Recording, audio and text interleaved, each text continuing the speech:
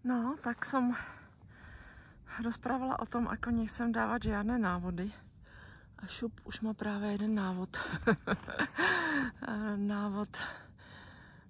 Jeden návod mi prišiel na mysel. Keď som rozprávala o tom, že to, v čom je všetko, v čom nič nechýba a čo nie je, že tu stále je, ale že to stále sme. Tak som si u toho uvedomila, že možno by mohla prísť otázka, no ale ako toto prežiť, ako sa do tohoto miesta dostať. A ja iba zo svojej skúsenosti, ale to už je veľmi dlho, ale každopádne je to o tom, že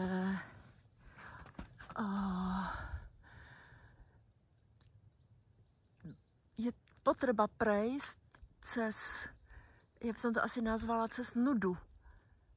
Cez nudu, keď zostaneme sami so sebou stáť a nebudeme nič robiť, o nič sa snažiť, aj keď vlastne my nič nerobíme, on sa všetko deje samé, ale iba si to myslíme.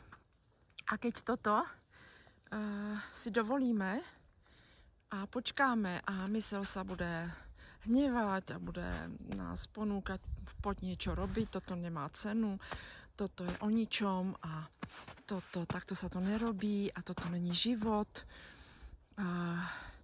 Musíš niekam smerovať, musíš mať ciele, musíš sa zdokonalovať, musíš sa zlepšovať, tak týmto je potreba ako prejsť, aj keď je to nepríjemné a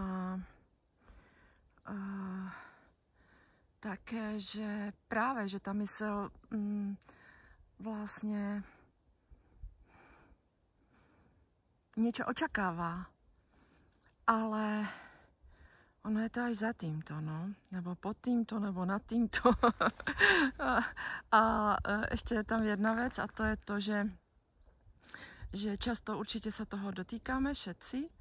A ja som to mala často v podobe, už keď som bola mladá, v takých ako výjimečných situáciách, keď som treba bola na pokraji ohrožení života, alebo opravdu pri voľakém, často v prírode, pri voľakom takom speciálnom zážitku a prišiel taký poriv, ja tomu hovorím teraz milosti, vtedy som tomu hovorila mystické zážitky.